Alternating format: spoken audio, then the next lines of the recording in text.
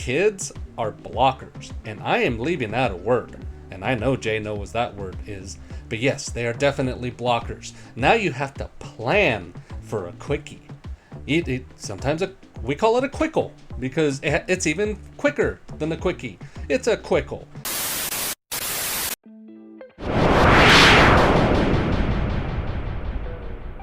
Hello somebodies, welcome back to the channel. I am your host, Mr. Mafuchi, and with me is my co-host, the man that is ready to smack you across the face with his manhood and knock some sense into you. He's your boy and mine. Say hello to Jay. Hey, what's up everybody? Well, on today's show, guess what? First year of marriage. Yes, you made it through and you're not divorced. We all know that what they say. It's the honeymoon stage, but at some point it ends. Now, did it end for you during that first year? We'll find out, and you'll definitely find out from Jay and I how it went for that first year. The fairy tale essentially was achieved, or was it? So Jay, I think we should lube up and just slide into this category. Let's get into it. To be honest, I don't remember a lot about the first year. The first year, I know we moved into a house. We found out we were having a baby. I'm working 2 jobs. My wife is starting to transfer from one career to another, so she's in school at this time. So it was a lot going on that first year. So I don't remember a whole lot of it, but I remember it was like an adjustment period just of living on my own to living with someone else and getting used to their different quirks and how they live and stuff like that. Now you are right about that. I will concur, Jay. There are definitely a lot of moving parts in that first year. It's new, it's great, it's official. Hey, man and woman, nice. You are husband and wife. But at the same time, I mean, with my situation, it was I met her, we got pregnant. I mean, she got pregnant. Let me get PC. I don't want all the women to come at me like, what do you mean we? Okay, we get you. I'm not taking the pregnancy away. And then we got married. So it was pretty quick, moving parts very quickly. But at the same time, we still didn't know much about each other. And we're just getting into the routine of having the child, being together with one another. And unfortunately, later on that year, it was either the 8th or 9th month, there was the infidelity that happened. Now, for all of you that don't know what I'm talking about, you need to go back and watch our cheating video. That way you are clued in. So after this video, or maybe you want to go right now and come back, check out the cheating video. That's for sure. But yeah, Jay, a lot of moving parts happening. Being married, we knew from Jump Street that divorce is not an option. And this is not saying that we ever got to that point or anything, but we already know based on how she grew up. And I've always said, if I ever got married, I'm only going to do it once. So that was probably like the number one thing we talked about, that divorce is not an option. There are things that would cause that, and we had like our deal breakers. Like if this and this and this happened, yeah, this relationship is over, which that's understandable. And most people don't speak about that before they get married. So I would say that as the years gone on, I would say how to raise kids, how to discipline kids. Yeah, well, it'll be a continuation from the last question, which is the second half was dealing with the infidelity. Just trying to figure out a way for us to want to be together and just figure out how that would work. But at the same time, I mean, long-term goals, I guess just keep our son alive. That's mainly it, because that's what you do with parents. You think about the child.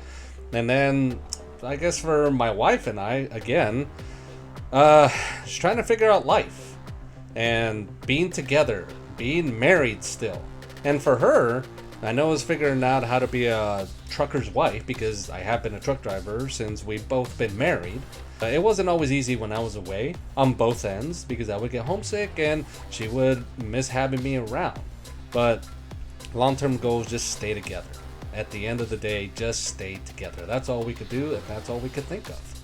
Well, the first year I was working 2 jobs. So I'm working one job in the morning and one job in the afternoon. So That was a bit of an adjustment period because once I found out she was pregnant, I had to find out on the morning job how could I adjust my schedule properly so we can have someone either watch our child while we're both working, because we wasn't sure at that particular time were the grandparents going to watch the child or we have to get a babysitter. So that was a bit of an adjustment because we were told one thing initially, and then we found out after we had the baby, something else was going to happen. So once we had that part figured out, I was able to adjust my schedule accordingly, and then I got quote unquote promoted from part time to full time. So I ended up quitting the second job I had in the afternoon, became full time. I had to adjust that schedule as well, and then it took me working in a different city, which was like maybe 45 minutes with traffic, maybe an hour.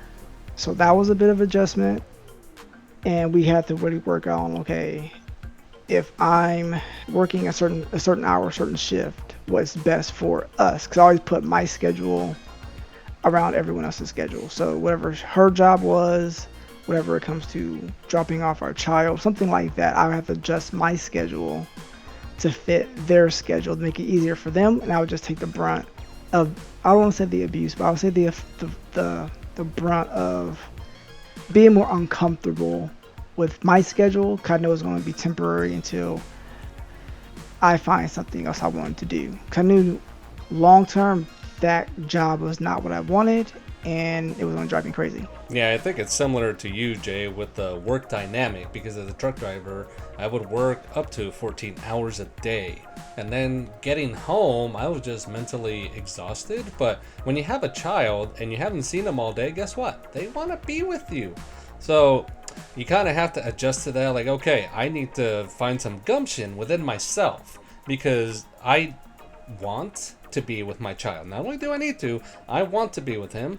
I want to let him know that, hey, let's go. You and me, let's hang out. Now, at the same time, with that job, it was fine for me as a single person, but now raising a family, I was going to have to switch jobs to another company because I needed to make more money. Now I needed to support a family. So that is, I think, one of the biggest transitions that we needed to adapt is there's more money to be had because there's another mouth to feed. So we had to just make some tough moves, and I had to switch companies.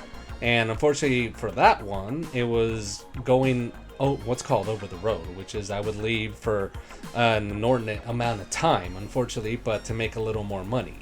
So that's essentially the moves that we had to make at the time to adapt to in that first year. My wife was supposed to go back to work after she had given birth, and I think the 3 months afterwards, but we had the discussion. Hey, I'm making okay money right now for all three of us, so let's just keep the dynamic like that for now.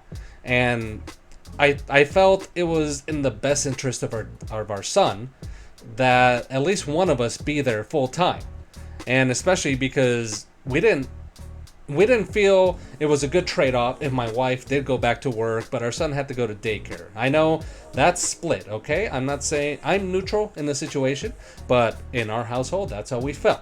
So my wife ended up being a stay-at-home mom, and I had all the money moves because I was the one making the money. Well, in our first year, we didn't have a lot of different things going on. So, like I said, we moved into a house. So, she was actually going to school, getting ready to do a career change. And she was really nervous about going to school and being pregnant at the same time. So I just told her, don't worry about all that. If you want to go get your degree, go ahead and get your degree. Because it was only, I think, a 2-year program. So I said, about time you're giving birth, because she could have done certain classes remotely and just did it online at home. So that solved one issue. And by me being promoted from part-time to full-time, I was making a little bit more money. If I wanted to work extra, I could, but we didn't have a lot of bills as far as very expensive for the house. So, because my wife, we split everything 50-50 as far as comes to household and kid stuff. So, it wasn't a big thing for us at that time. So, I just told her, keep doing your school thing. I'll work whatever I can work over here, make some extra money, put that aside in just case for a rainy day or whatever case like that may be. And we kind of let's worked it like that until she got into another career, and then I eventually got into another career as well, where we're both making more money than we did when we first got married. Before I made my career change to what I'm in now, I used to be a bus operator, right? So I'm Mm. dealing with the public. So there are days where I am extremely upset, I'm frustrated, and it's like I just need to quit this job, right? But I have to remember I have people counting on me to support me, but also have someone to vent to and have someone to listen to me and kind of calm me down on one of those stressful days. So for me, I feel having a spouse, it helps me relieve a little bit of tension when going through a hard day or a stressful day. Yeah, definitely. The one thing that my wife would let me know is that I don't have to deal with all this stuff on my own anymore because that's what I tend to do. I don't want to mar somebody's day by letting them know what's bothering me. But my wife would just keep at it and realize, hey, I can tell something's wrong. Why don't you just tell me? And it takes a lot for somebody to get it out of me, and she's definitely been the one to do so. But I know my wife put it in one way, and I concur, which is in this relationship with the tension, no matter how bad it gets, we would rather have a bad day being together, being married, than think about not having a bad day at all, but not being together. So this is the dynamic that we chose, and we just need to realize what we have now with our partner. With me, I still struggle with that. If I have something that causes me tension, I don't want to put it on somebody else. Let me deal with it. But she's there, and I do tell her. So that's how it's relieved the tension for me in my life, especially that first year when we both had to go to one another and just keep expressing our feelings towards one another after a bad situation. So that's the way a partner helps, especially a good partner that you have in life. I will start on this one because I think Jay can even agree with this to some point. Kids are blockers, and I am leaving out a word, and I know Jay knows what that word is, but yes, they are definitely blockers. Now you have to plan for a quickie. Sometimes we call it a quickle because it's even quicker than a quickie. It's a quickle because by the time you're about to start, well, guess what? The kid somehow gets loose or they're crying. So at that time, we're like, okay, we really have to speed this up. Let's get it done. So the term 1 minute man in this situation ended up being a positive. Only in this situation though. But yes, sex has to be planned out now. For all you parents, I know what you're talking about. Put it in the comments. I know you agree. So, as being someone who's married, before you have kids, you can do it when you want, how you want, all that jazz, right? But when you do have kids, you do have to schedule like you're going to a doctor, pretty much. And people who don't have kids or who are not married, they're not going to understand. But if you are married, you do understand what we're talking about. You do kind of have to plan it. Do or can it happen spontaneously? Sure, it can. But yeah, you really just got to plan it. You have to plan it. So let me see here. Yeah, that's all I'll say. You have to plan it. I'll leave it at that. You have to plan it. And just real quickly, I concur and agree with Jay. You single people, you have it so lucky. You can go behind a Burger King restaurant and just go in the back of the truck and get it done.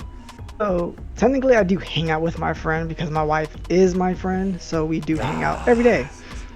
But I knew it. I knew but it. outside of that,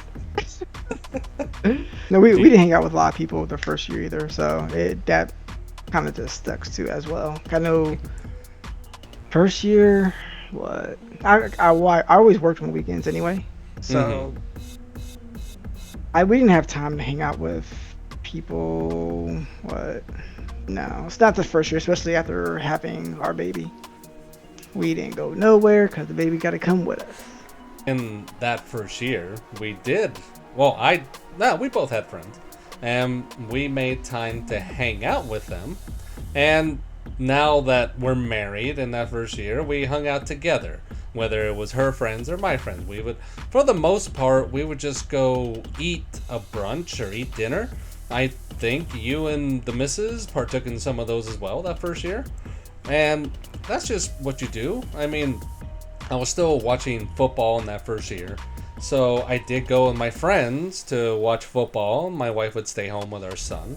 And I think maybe a few times my wife went with her friends. I stayed with the boy. So it was all good. That first year we did both on both our ends make time for our friends. Now, as time goes on, you're right, like you said. You don't get to hang out with the friends that often. I was listening to you, and I'm almost feeling pain in my teeth, maybe a cavity from how sweet your answer is that you married your bestie. So you're your best friend, so you always hang out with them. Way to go, Jay.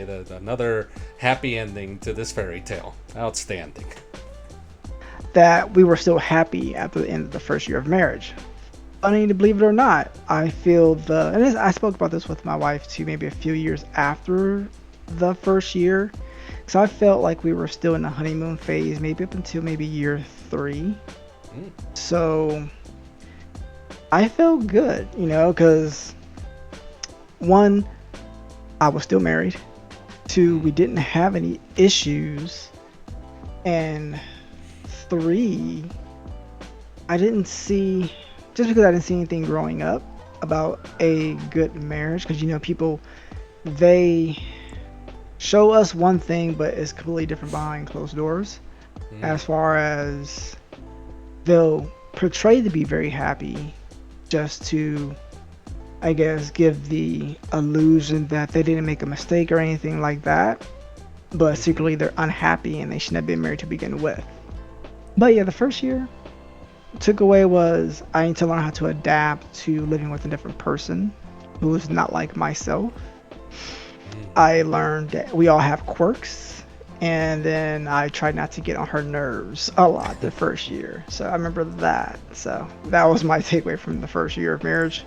What about yourself? What was your takeaway from the first year of marriage? Trying to Yeah, hide your narcissism?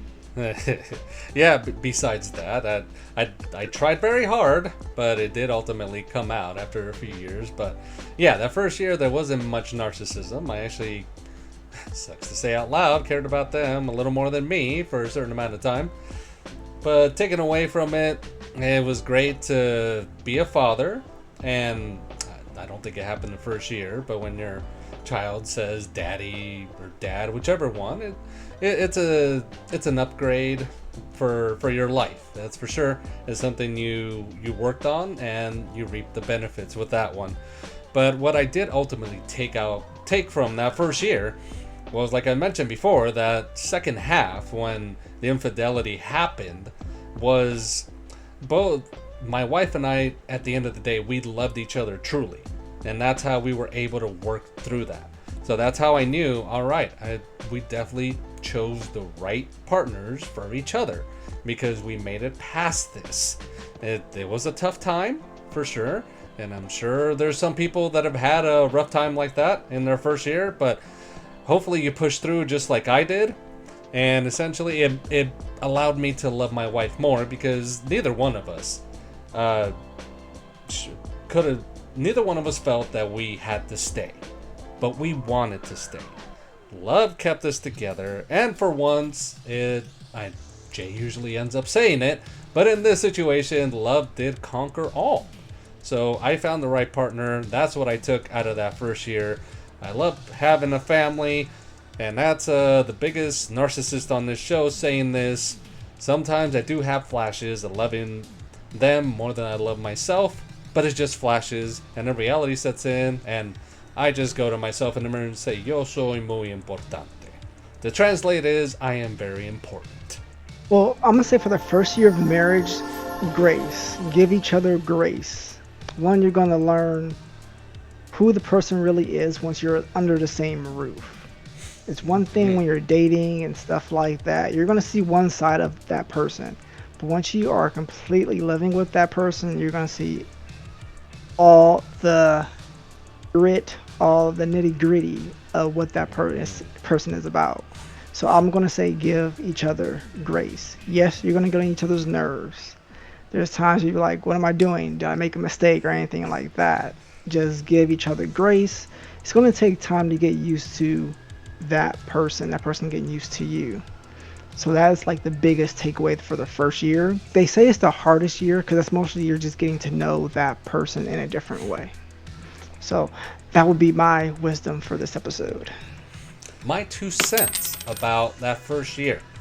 I will concur with Jay. You are two different people, and everything changes once you are under that roof. The one thing that you will see that will happen is one of you will be in the bathroom and the other person will walk in. That's going to happen often, but that becomes a new normal for all married couples. It's just bound to happen. Trying to balance two people under the same roof is not the easiest thing.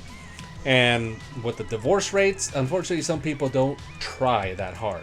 But at the end of the day, if you love each other that much, you will make the effort. You will, for non-narcissists, you will figure out a way to make it work because you want to. You want to stay married. You love being married to that person that you chose. You won't take anybody else's BS. It's just the way it's going to happen. Close to a fairy tale ending, except on this show, there are no fairy tale endings. Jay, stop it, okay? I got it. We all got it, all right? You and the missus. And as always, if you have a topic you'd like for us to talk about, by all means, put it on the comments section. We are just ready to talk about what you want to talk about because we know you want to hear our side of it. Especially Jay's side because he's close to perfection. I know the ladies love that. So, this has been the Marriage Pros. This has been Jay. I have been your narcissist, Mr. Mafuchi. We will see you next time. Later.